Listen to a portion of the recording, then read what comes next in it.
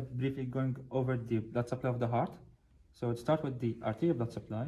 This is the ascending aorta. This is the aortic arch. So these blood supplies come from the ascending aorta. You have here two sinuses. One is called the right aortic sinus, another one is called the right aortic sinus from the ascending aorta itself. The right aortic sinus will give rise to the right coronary artery, which is supplying most of the right side of the heart. And the left aortic sinus will give rise to the left coronary artery, which is supplying most of the left side. To go over the right coronary artery, this is the right coronary artery coming from the right aortic sinus and going over the atrium and the atrioventricular groove here to supply some of the branches of the atrium. Here you can see some of the ventricle blood supply. Here is the conus, I believe, to supply the infundibulum. And here you have the right marginal artery at the lower border. And if we turn to the other side, you'll have here the posterior descending artery. Not very clearly shown here, but most of the time it would come from the right coronary artery. If it comes from the right coronary artery, we call it right dominance, which is like most of the case. If it comes from the left coronary artery, we call it left dominant heart. If it comes from both, which is also rare, we call it co-dominance. And go over the left side, this is the left coronary artery. It bifurcates to give the left anterior-descending, or LAD, and there's the left circumflex. This one is also known as anterior interventricular artery, or left anterior-descending artery, LAD. You can see it supplies most of the left ventricle, so also some of the atrial, and you have here also the diagonal branches here.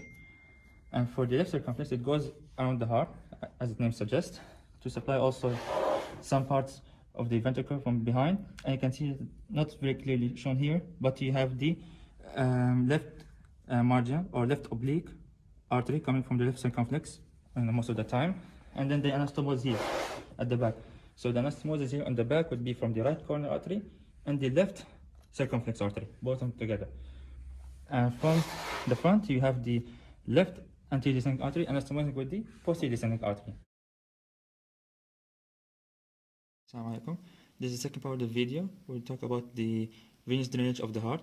Just briefly before that, I'll just mention about the blood supply to the conductive system of the heart, which is like the SA node, AV node, and the AV bundle. So for the blood supply to them, for the SA node, it mostly comes from the right coronary artery. There will be a branch that supplies the SA node. Most of the times, it would come from the right coronary artery. And same for the AV node, which comes maybe from behind here.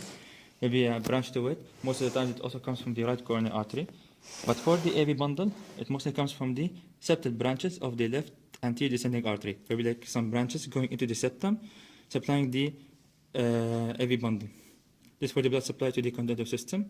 For the venous drainage, these accompany the great arteries. So like for the left anterior descending artery, you have the great cardiac vein. This is the great cardiac vein with some of the tributaries. You have here the right marginal artery. So this will be the small cardiac vein accompanying it. You have the posterior descending artery from behind. Not very clear here, but it will be accompanied by the middle cardiac vein. And this would be the coronary sinus, which will drain into the right atrium. Now, this coronary sinus will be formed by the great cardiac vein and joins by the oblique vein of the left atrium. So this is a small vein. When it joins it, we form the coronary sinus, draining into the right atrium. There are some veins which are not related to this system, such as the anterior cardiac vein. They drain into the right atrium, like some 3-4 branches. They drain directly into the right atrium without going to the coronary sinus. You have some small veins, which are called venae cordis minimus, which are present in each chamber, which directly put the venous blood into each chamber. They don't go to the system. And that's it.